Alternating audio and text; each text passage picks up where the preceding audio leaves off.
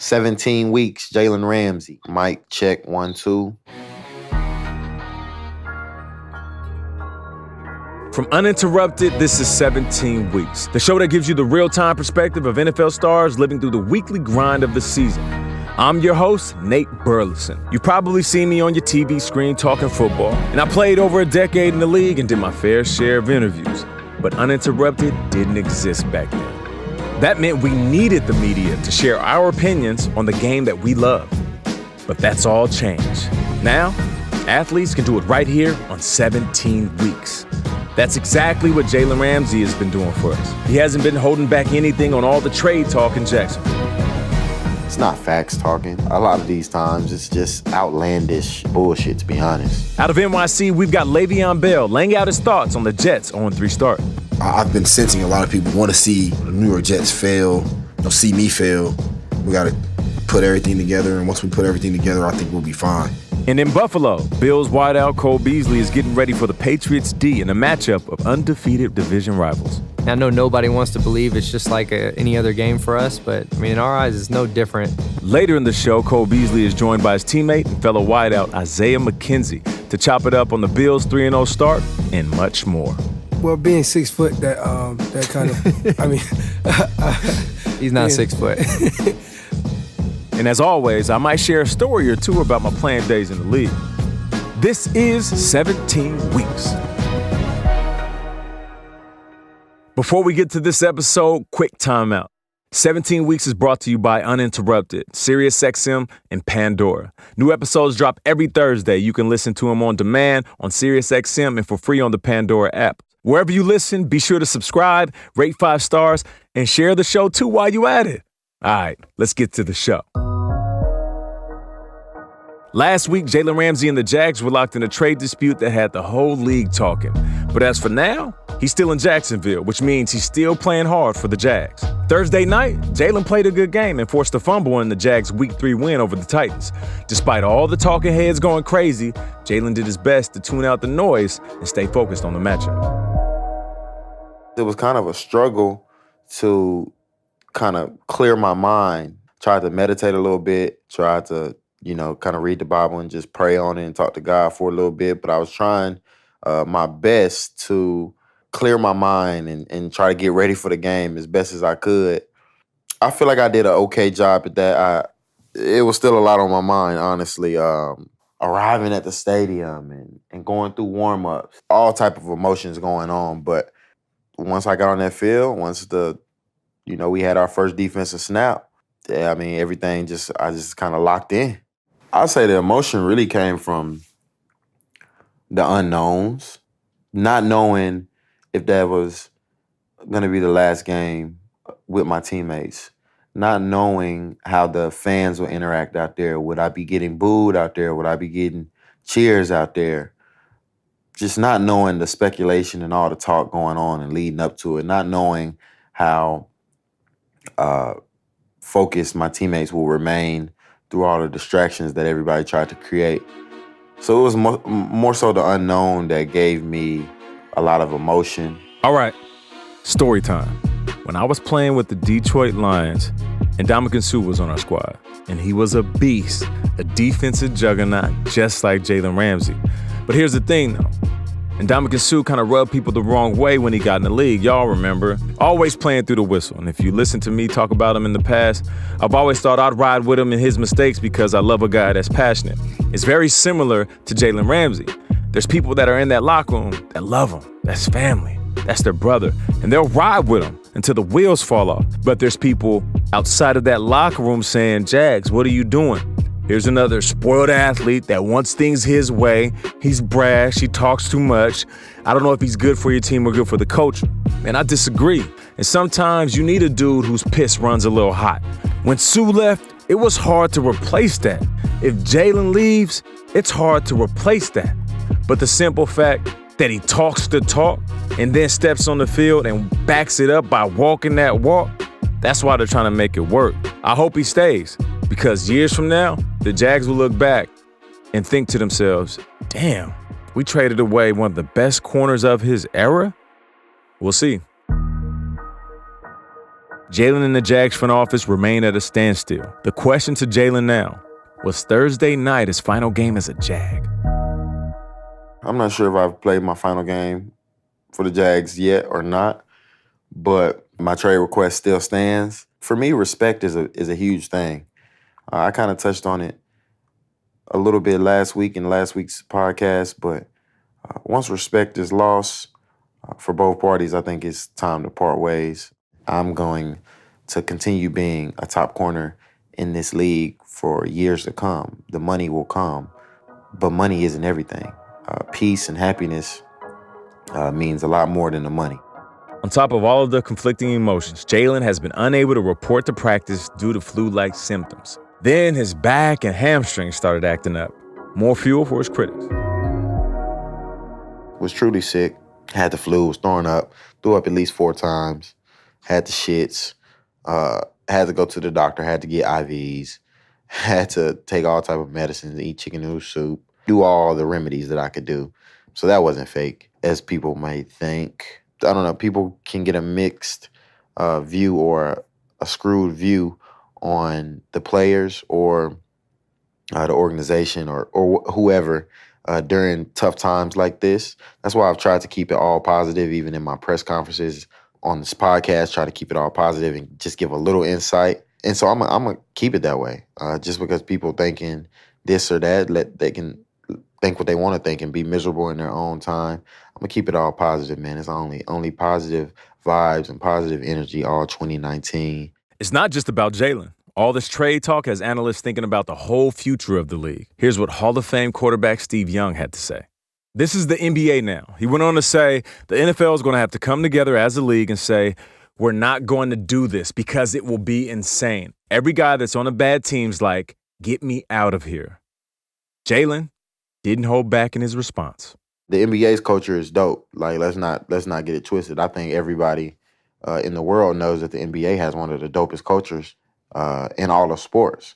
I don't really get that being a negative thing. I mean, these people get on TV nowadays and they talk just opinions, which is fine. Everybody can have their opinion, but it's not facts talking. A lot of these times it's just outlandish bullshit, to be honest, by a lot of people. Not saying that's what he was getting on TV to do, but that's his opinion. He can have that opinion if he wants. I know there may be some people who agree with his opinion. I know there's probably a lot of people who don't agree with his opinion. So, hey, I'm not going to knock him because he has an opinion, but me personally, I don't agree with it. Our other co-hosts, Cole Beasley and Le'Veon Bell, have a bunch going on with the Bills and the Jets, but they also jumped in on this idea that the NFL is turning into the NBA. Here's Cole. I don't really know if players demanding trades are bad for the game. I mean, a team can cut a guy at any time they want if they aren't happy with a player, but if a player isn't happy with the team, they shouldn't demand a trade. Doesn't make much sense, but I mean, that's kind of how the business works. But at the end of the day, a player can demand it, but it's still up to the team to trade that player. So if they don't trade the player, there isn't much that can be done for us. You know, we still have to perform at a high level, or other teams in the future won't really want to work with us either. So it's kind of a tough deal. I mean, the demanding trade part isn't really an issue because the team doesn't have to do that. You know, you can't really blame a player for wanting to do what's best for him at the end of the day, because you know a team is going to do that at any given moment all day. So you know that's just what it is. And if my teammate was demanding a trade, I probably know why. So I wouldn't really worry about it. You know, they're still going to do their job as long as they're there. At least for all the teammates that I've been around that have been in that situation. So, I mean, you really don't have any other choice but to still bring your A game and perform every day. After the win on Thursday, Jalen had a chance to reflect on his time in Jacksonville with some of his teammates and get their thoughts on his decision. We were just kind of living in the moment, sinking in the moment of, man, if this is the last one or if this was the last one, it's been an honor to play alongside those guys. It's been a good ride. It's been fun few years playing alongside those guys. So we kind of just sinking in the moment and just enjoying that win at the time. After the trade request went through and it hit the media and it kind of blew up throughout the week last week, I mean, majority of my teammates, I'm pretty close with all the guys. I had either told them previously already just so they wouldn't be blindsided by it, or if they did, hear about it and come holler at me. They all showed their support. Honestly, it was not one teammate who didn't show their support. They understand, and at the end of the day, it's a business. I'm sure it was a little battling of emotions for some of them as well, but they all definitely were super supportive no matter what. That was something I really appreciated. They were all super supportive and understanding. And while Lev Bell can see where Jalen is coming from, his mindset is a little different. I guess when people kind of compare it to the NBA, I mean, so be it. They're both, worldwide organizations, associations, what I'm saying, leagues. You kind of go where the money is, and you kind of go where the market is, or you kind of go join a team, that's like a powerhouse and things like that. That's kind of how the NBA did, with Golden State and then Miami Heat a couple years ago. And I wouldn't necessarily say it's bad for the NFL. It's not bad. It makes people want to watch it. When you hear Odell gets traded to the Browns, instantly everybody wants to watch the Browns now, right? So how is that bad for the NFL? It's just different. It's different than, when Steve Young was playing. And I obviously understand where he's coming from and his side of it. Literally, when I think of Jalen Ramsey, I'm thinking of the Jacksonville Jaguars. I think it would look awkward with him with a different uniform, for real. I wouldn't want to see him in another uniform. That 20 and that green and black look, he looked lit in that uni, you know what I'm saying? But it's kind of like whatever makes him happy. And it's just me personally, but I'm not going to be a guy who kind of demands trades unless it's like something so south. I think Jalen, he said he demanded a trade because he want to win football games, which is totally understandable. I do too. I want to win football games too. But my approach with it is a lot different than his. I want to be kind of looked at as a guy that helped turn the team around. I mean, I had an opportunity in free agency. I could have went to the Patriots, or I could have went to the Chiefs, or the Rams, or anybody. I could have went somewhere like that. But don't get me wrong, I want to win Super Bowls. Like, that's ultimately why we want to play. But I don't necessarily want the easy route to win a Super Bowl. While I'm with the Jets right now, we're sitting at 0-3, whatever. I want to be looked at as a guy who helped turn that around, and we move forward. Not necessarily demand a trade to go to a team who's necessarily maybe 3-0. I think if you're doing your job, everything can be smooth. I'm not performing as great as I could be performing right now. If Jalen feels like, he's in a spot where he's performing at his best and there's literally nothing he can do, then I understand where he's coming from.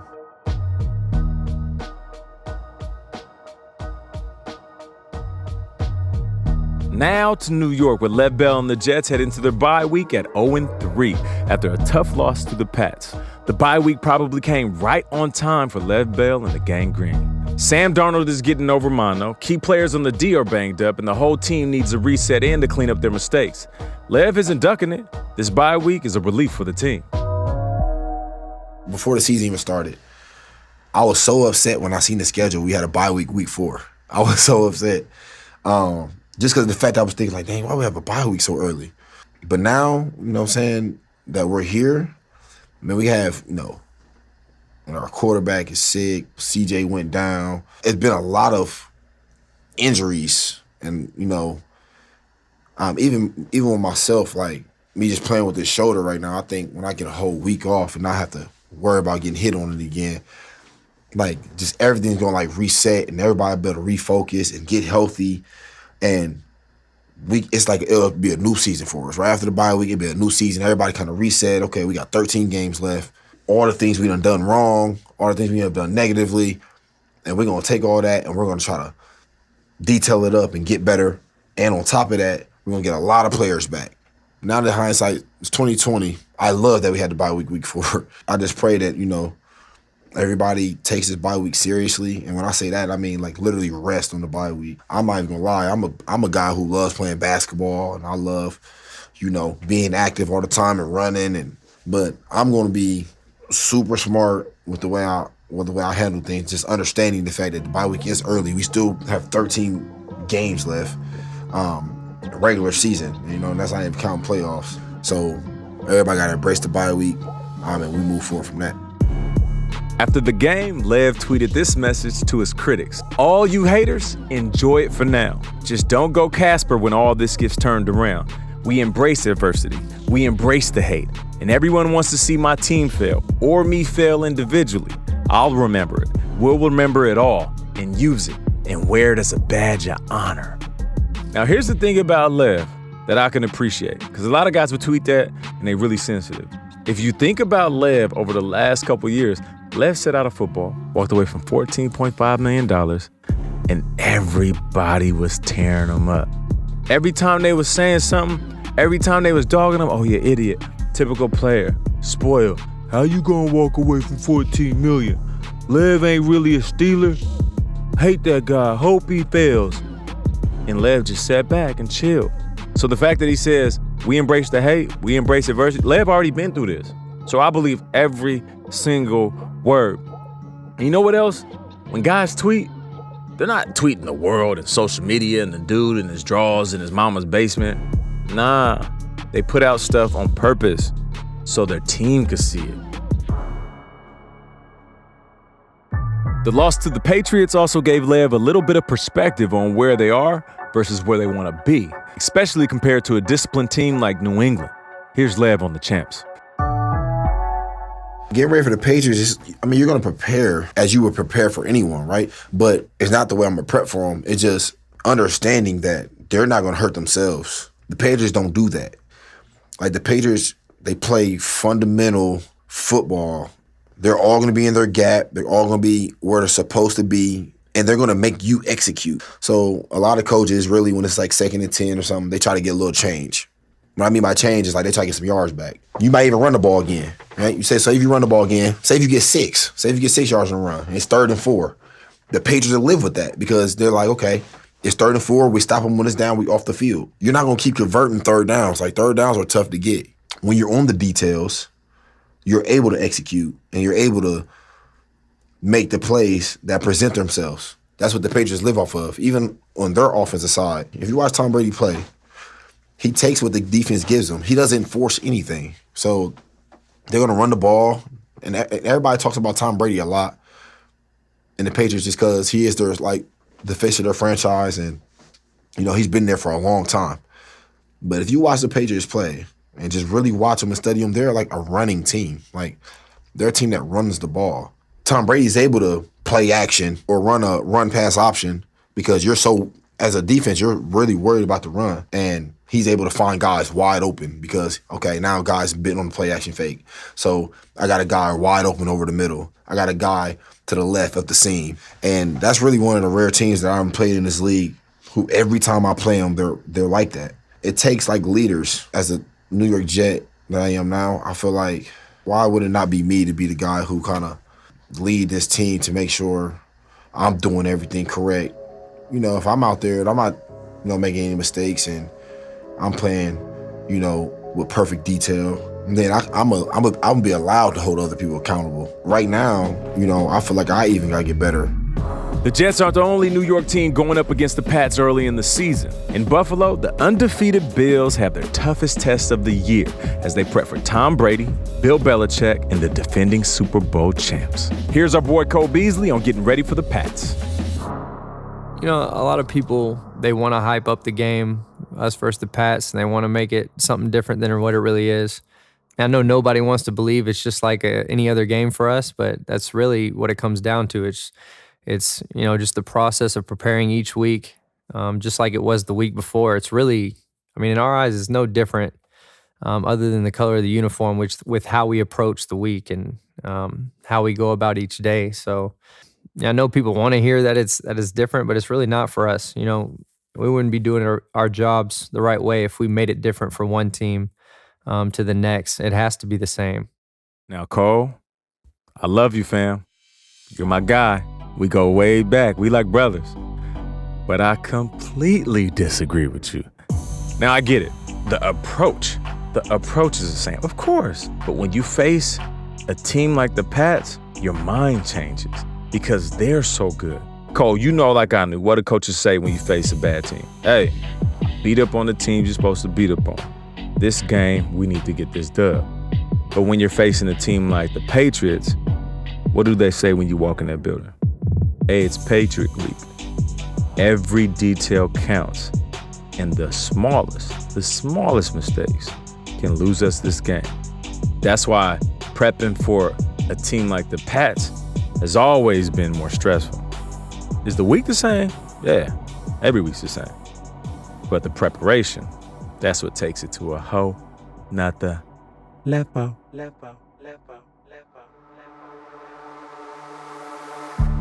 Cole Beasley has built a career on making the most out of his talent and refining his skill set, paying attention to all of the small details. This dude is 5'8", 180 pounds, and he's one of the best in the league at getting a step on his defenders and getting open. How does Cole do it? Well, me, being the stature and the size that I am, separation is key for me, and that's what my game is. So, really getting separation is all about attacking a DB's leverage and keeping his hands off of you. Good discipline at the top of the route. These guys are paid too. They study you just like you study them, and they're constantly looking for any tips that can give away the route you're running. Maybe at the top, if you look down before you break, if you drop your hands before you break. But really, a good release is key. Once you get a DB chasing you and out of control trying to catch up, you got them right where you want them. The Bills wouldn't have picked up the dub without their talented young quarterback, Josh Allen. Allen has his fair share of critics, though. But as a 6'5" mobile quarterback with a strong arm, Cole sees a lot to like. Oh, his elite skill is his arm, no question. Duke can throw it through any window if he wants to. And he can throw it downfield. He can throw it probably through a DB if he needed to. He's definitely up there with the best arms in the league. First week I got there, I had to tell him to tone it down a little bit. Well, we were just routes on air, and I was about 5 yards away from him. I got my head around, and it came at me so fast. I was like, dude, if there's linemen in there, it's going to be, I won't see you sometimes. And if I just see that ball kind of coming over the line, it's going to be hard for me to react that quick to catch it. Josh Allen is in his second year, which in most seasons will make him one of the most inexperienced starting quarterbacks in the league. But with guys like Daniel Jones, Gardner Minshew, Kyler Murray, the list goes on. Not this year. As one of the league's top defensive backs, our guy Jalen Ramsey has a unique perspective on all the young signal callers in the NFL, both as a competitor and as a football fan.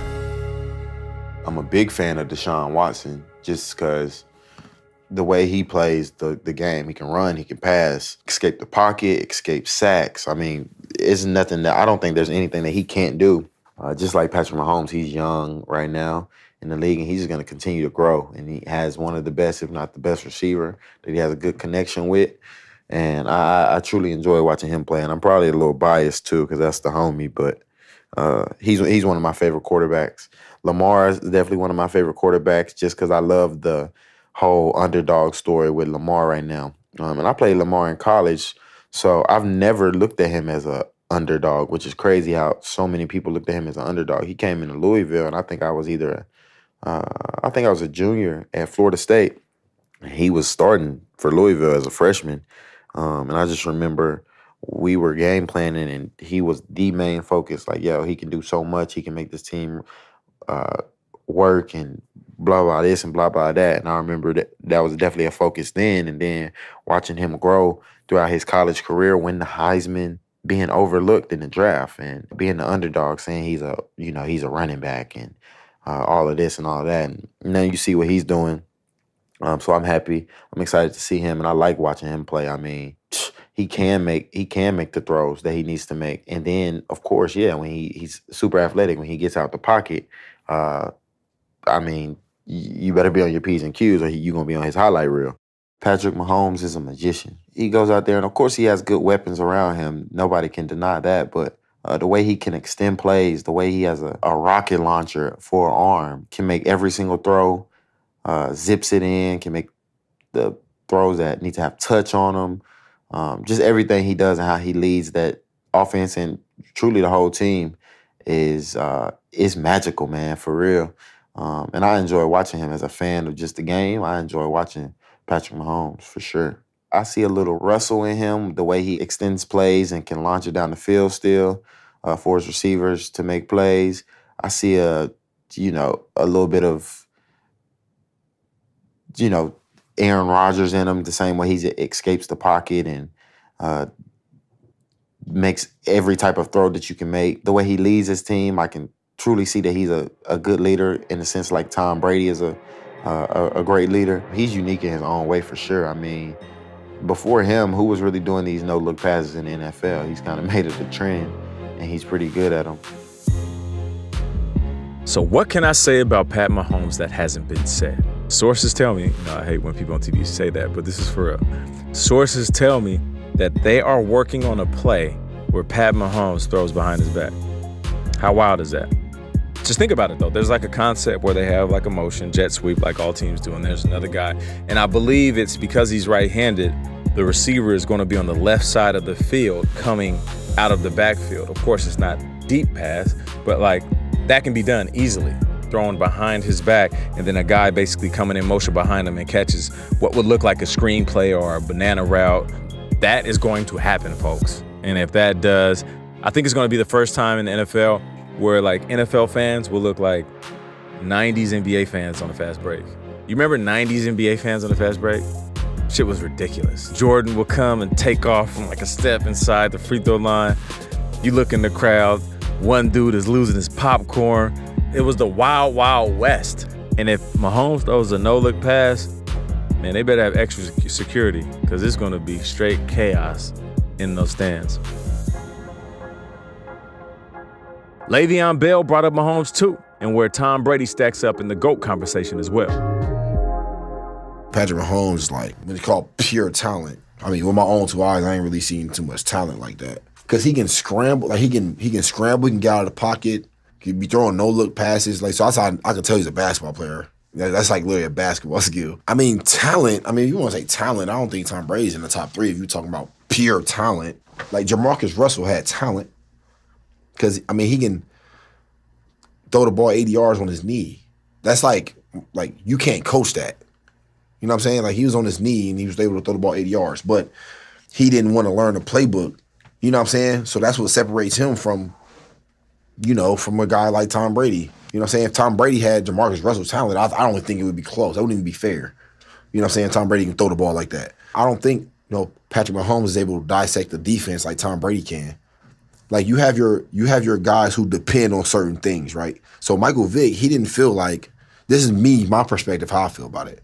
Like, I didn't feel like Michael Vick really had to sit down and study as hard as Tom Brady or Peyton Manning did, because he probably felt like, okay, my first read ain't there, my second read ain't there, I can take off. I can go get us 13 yards, right?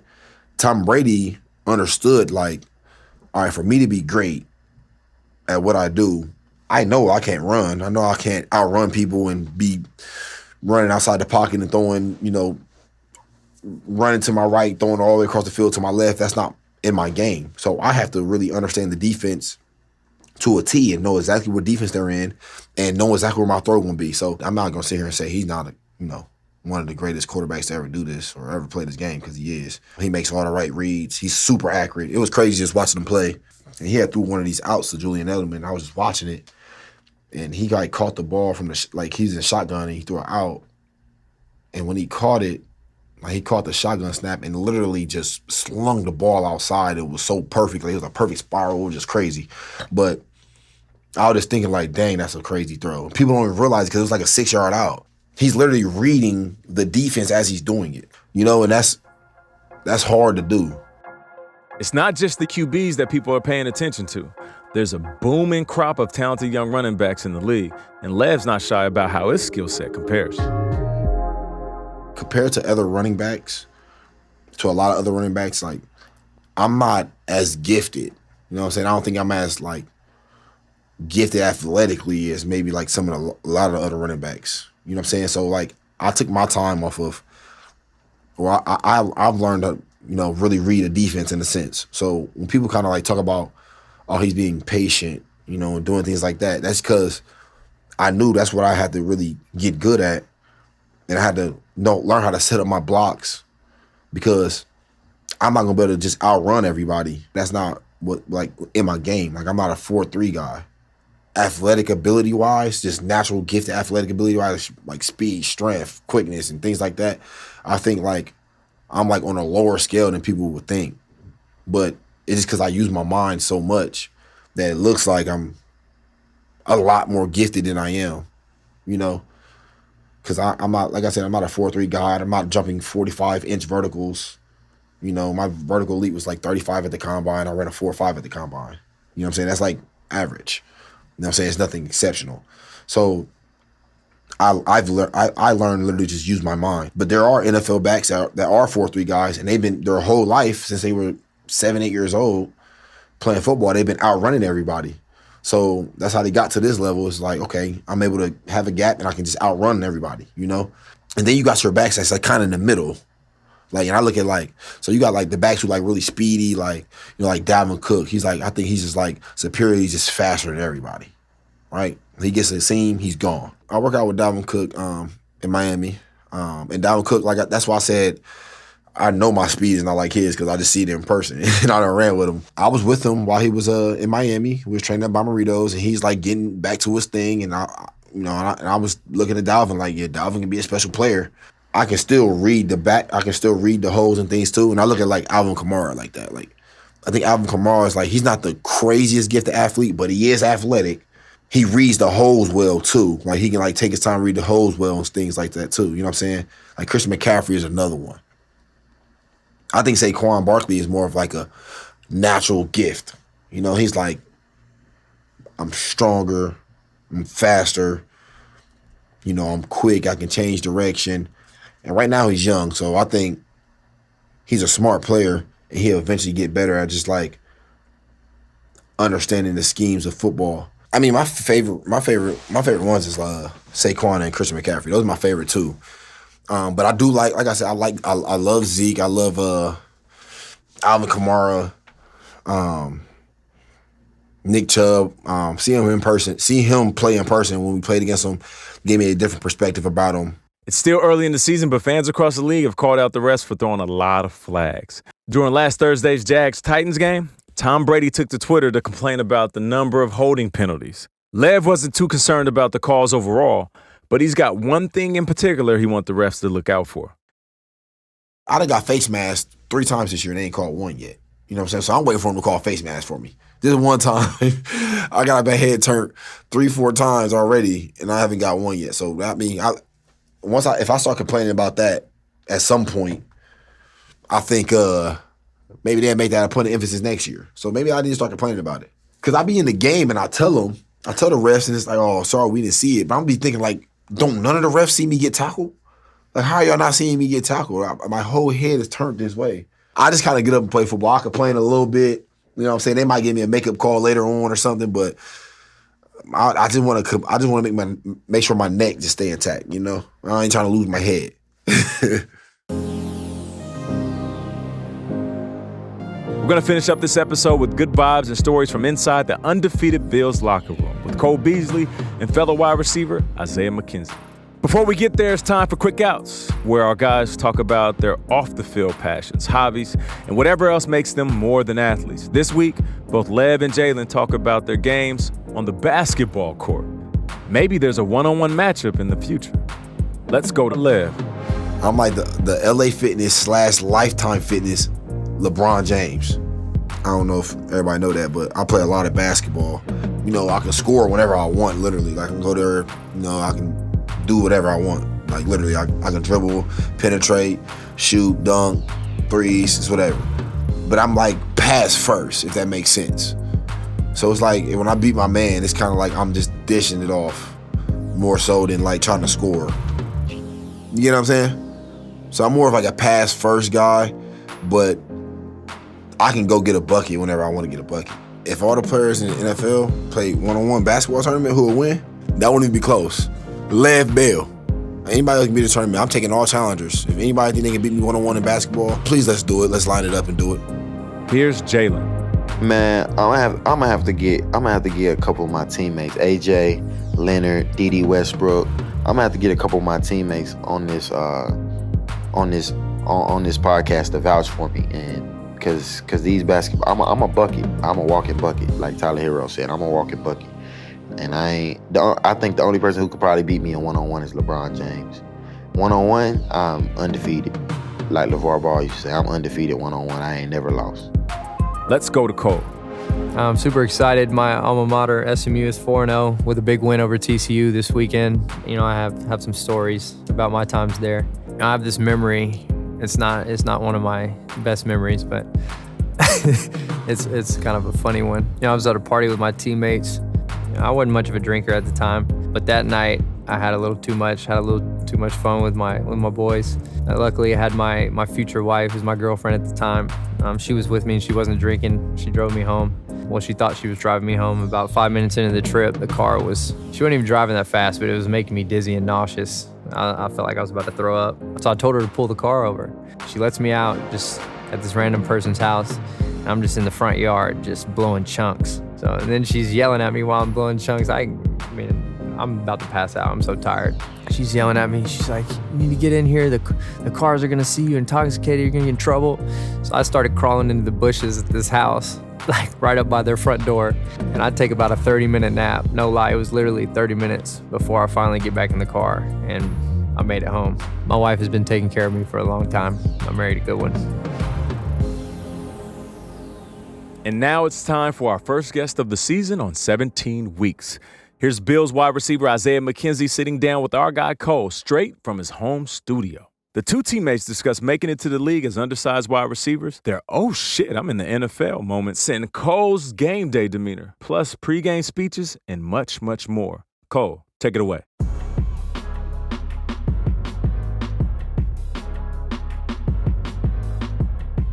All right, hey guys, this week I got my first guest with me, Isaiah McKenzie. So I'm gonna let him kind of tell you guys a little bit about himself. Hey everyone, it's Isaiah McKenzie from Miami, Florida, born and raised. I went to the University of Georgia. Got drafted 5th round to the Denver Broncos. Had a tough rookie season. It was very tough. My second year, I ended up coming to the Bills, and they took me in like family. And ever since then, I've been here. Right now, we're 3-0, and I'm loving the way the team looks. All right, so I know, you know, coming up as a small receiver, you know how my journey was. Well, being 6 foot, that kind of, I mean, He's not 6 foot.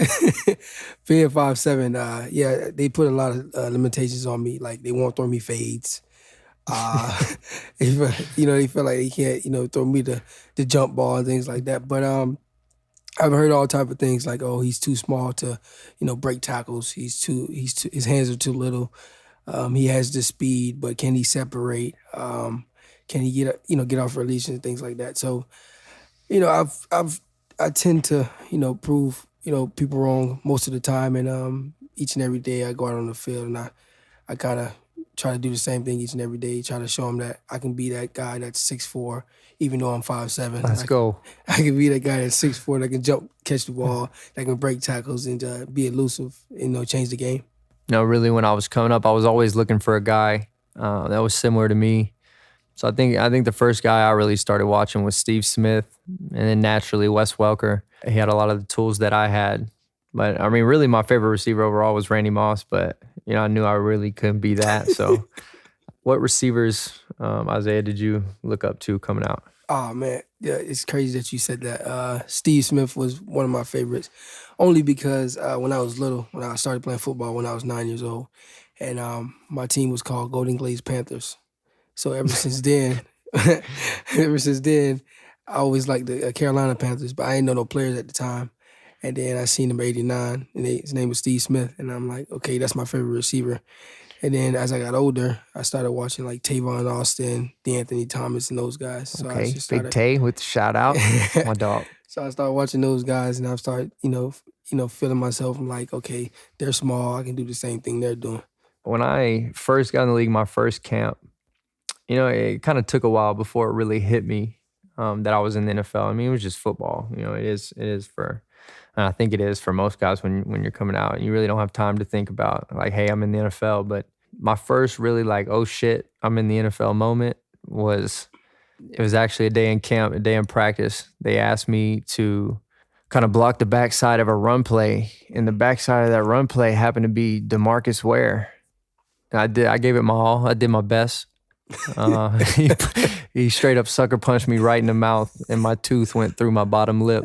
That was probably like the first day we were in Pats. That was my oh shit moment about being in the NFL. What about yours? I would have to say my rookie season. We were playing the Chiefs, and I was taking out a kick return that I probably shouldn't have took out, but I took out a kick return. The guy was probably like 6'4", 6'5", 230, 240 maybe, and he hit me dead in the stomach. He hit me dead in the stomach. I'm returning it. I'm like, oh. So I got back up, threw the ball to the ref. I went to the sideline, and the coach goes, oh, they hit hard. I'm like, yeah, coach. After the season, I'm about to retire. So I got him to chuckle and got him to laugh. But it was cold. It was like probably like 30-something degrees, and I was ready to go home. And he was like, Isaiah, go back there on kick return. You know, they just scored. I'm like, are you serious? He's like, yeah. So I was like, oh shit. That was my oh shit moment. For those of you who don't know, when it's cold outside, those hits sting a lot more. They hurt bad. There was never a time, I was really starstruck seeing any player or coach. Not that I know of that I can remember. Isaiah, is there anybody that you saw and you were like, damn, that's... I would have to say Vaughn. When really? I got there my rookie year, I'm like, Vaughn, that's Vaughn. And then I really started to get starstruck when I seen his house, I seen his cars. I'm like, yo, he's amazing. And I seen him play on the field. I'm like, oh man, this is the, and we played Monday night against the Chargers. That was our first game of the season, my first game as a rookie. And what he did that night was incredible. And when I saw him play in person on the same field as him. So it was pretty cool. So I was pretty starstruck off on. See, that makes sense. See, I don't go anywhere. I'm a homebody, so I ain't seen nobody's house as a rookie. So, well, he likes people to come over his house. I mean, his life can get pretty boring, like with all the money and. So it's like get pretty boring. So I try to comfort him. Okay. You ever heard like a coach say the best pregame speech you ever heard that just had you wanting to run through a building? Because I'm trying to think back, and the only one I remember is like my dad in high school. You know what I mean? I mean, the best pregame speech from McDermott? Like Garrett, anybody. Garrett was a pretty good speaker at Dallas, but there's not one that just like I got one. I got sticks out to me like that. One of my coaches from high school, Mario Perez. We were about to play state championship, and this is our first state championship in American Heritage history. So we were going in there, and we're in the locker room, and then the team next to us was playing a lot of music, and it was like F Heritage, forget Heritage, the F word. And I go, coach goes, you hear that? You hear that? I was like, yeah, we were just quiet. We was like, whatever. He was like, you hear that? They're saying that?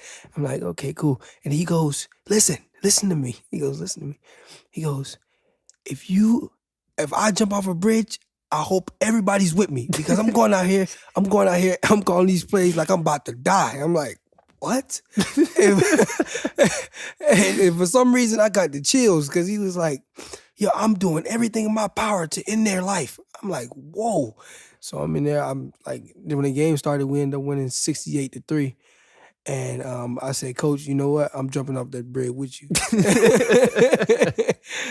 But that was one. Oh yeah, that's a good one. All right. You know what?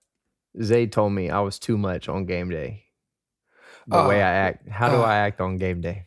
Well, just before the game, you're like, let's party, and you got all these, these things. The fans don't know me like this. What I see, because I'm always just looking at everybody, and I see you going up and down the sideline, and you're like, oh man, he got lucky that play. He got lucky. I'm like, whoa, cool. Like, he got lucky for what? He was like, I was open. He lucky he didn't throw it to me. I'm like, well, I guess when we watch the film, he'll know to throw it to you next time. You know what I'm saying? But I remember the Giants game. He was like, why did he switch that? I was gonna kill him. 34 got lucky today. He told me that. He goes, 34 got lucky today. I'm like, yep, I guess he got lucky. But yeah, what I see up inside the sideline is like you're hyped up, and it seems like every time you get on the field, you destroyed somebody. I'm always watching, but I'm always watching, so I'm like, okay, yeah, he got him, But I just I'm one of them dudes that talk shit on the sideline. I don't say shit on the field. Nothing on the field. Yo, nobody hits you too hard. Like, yo, no. I don't want to talk. I'm sorry. You know what I'm saying? But That's what I see. And Zay obviously sees the same thing. But Zay says I'm too much. I see people being quiet on the sideline. I try to get in their ear a little bit and try to give them some juice, but they don't want to hear it. You know, some guys kind of stay in their zone and don't really talk. But I'm not that guy. I'm ready to party. Yeah, I feel you. As a sixth man of the year, I just try to stay hyped on the sideline. No question. Yeah, you're sixth man of the year. I gotta cheer my teammates on, and when I get in, I get out. But you make plays when you get in there. That's what I'm talking about. I've been there, man. Sixth man of the year. Got a tough Wednesday tomorrow. Tough Wednesday. Nobody looks forward to Wednesday. It's full pad day. When you're listening to us, it doesn't seem like it's much just to put on some pants. I don't even put my pads in my pants, so I'm over here bitching and complaining. And I don't even put my pads in my pants. Just put my shoulder pads and my helmet on. I don't know. I think it's just because it's close to the game. Everybody's still sore. You put full pads on, it makes you feel like you're gonna go out here and hit everybody, even though we don't really hit like that, especially us as receivers. I know I don't touch anybody on Wednesday. I'll be upset if somebody touches me on Wednesday. Really, Thursday's probably our hard day. But Thursday's our hard day because we gotta run more routes than in the damn game, it seems like. It's just pass day and third down day and red zone day. So Dave likes to throw the rocks. We're just throwing it and running downfield like chickens with our head cut off on Thursday. As a receiver group, though, it's pretty fun. It's it's a little loose. It's a little when it's time to do our job, we do our job. When it's time to crack a little joke, we crack a joke. We just we don't mix business with pleasure, but we get the job done. Well, we do have a little bit of pleasure. I had actually this week. I had all the guys over. Well, I tried to get all the guys over. All of them didn't come, but the majority of them came. I actually made my dad cook out on the grill because I don't really do much cooking. But luckily, my dad was in town, so we had a little barbecue. All of them came over, hung out a little bit, played with my kids, kind of wore them out for me. So it's good to kind of get together and have those things so we can be closer as a unit. When you get close with your teammates, it makes it easier to go that extra mile for those guys on the field. That's what we did last, as a group. We just kind of hung out together at my house. Nothing crazy. Watched the deer outside in the backyard. I don't know if Isaiah's ever seen a deer before. Nah, I mean, I actually hit it there once in Georgia. Of course you did. With somebody else's car, and I had to pay her. But I'm like, you have to wait till I get to the pros so I can pay you back. but I still didn't pay her since then. But that's her fault for letting me drive. Yeah, like we have. I want to know. This is a question that I've been wanting to ask. Yeah. Is who controls the music in the locker room? Like it gives me a damn headache. Are you talking about the one before the game? In the game. Pre-game, who controls the music? I caught Ed one time, and that was in New York. Oh, no, he got to hand the aux cord over. It was Ed one time. But other times, I don't know. I guess we get there too late. I mean, and then they turn it so loud. I mean, I'm having a damn headache before I even get hit. And people always want to know if I play my shit in the locker room, and I don't. So we heard a couple of yours though. We heard one banger though. I don't know the name of it. I feel like I haven't put my best shit out there yet, so I don't play it I'm not gonna play it in the locker room until I know everybody's really vibing with it like that. And until then, like if people hear it now and they're like, okay, he raps a little bit, but it's nothing they really want to keep playing right now. So I don't really play my music in there. I refuse to do so. I don't even like hearing it. Yeah, I'm like, damn. But I'm not really a big rap fan anyway. I'm a Sam Smith fan, so it doesn't really matter. Okay. And now tell them what you listen to on the way to the airport. So I got my Spanish music, my Osuna, my Anuel. I got all my Spanish people. Shout out to all the Puerto Ricans out there. Isaiah says he's Puerto Rican. He is not Puerto Rican. Listen, yeah, think about it. My granddad was Puerto Rican. My mom was Puerto Rican. My grandma was black. But, you know what I'm saying? I don't believe your mom was Puerto Rican. She's really Puerto Rican. Yeah. I don't believe you. You speaking Spanish, you know what I'm saying? You can speak Spanish? Speak Spanish right now. What do you... I can't. You call me out. I can't right now because it's like I have to be, in the moment. All right. All right, Isaiah, I appreciate you joining me on my podcast. Maybe if you're lucky, I'll bring you back, but probably not. I appreciate that. It's your boy DJ Sour Milk, and I'm off the track. I hope you enjoyed this episode of 17 Weeks. The show is brought to you by Uninterrupted, SiriusXM, and Pandora. You can listen to it on demand on SiriusXM and for free on the Pandora app. And wherever you listen, be sure to subscribe so you can get notified every time we drop an episode on Thursday. And if you like what you heard, which I know that you do, spread love, share the show. You know how I go. You digging the flow? I'm your host, Nate B. Shout out to my co-hosts, Le'Veon Bell, Jalen Ramsey, and Cole Beasley. Thanks again to Isaiah McKenzie for joining Cole in studio. This show is produced by Gabe Goodwin, Ben Redmond, and Matt Ford. Sound design and music by Steve Porter. Our executive producer is TD St. Matthew Daniel for Uninterrupted. Special shout out on this episode to Gabby Goldberg, Cody Moore, and Ann Pierce. Until next week, we out.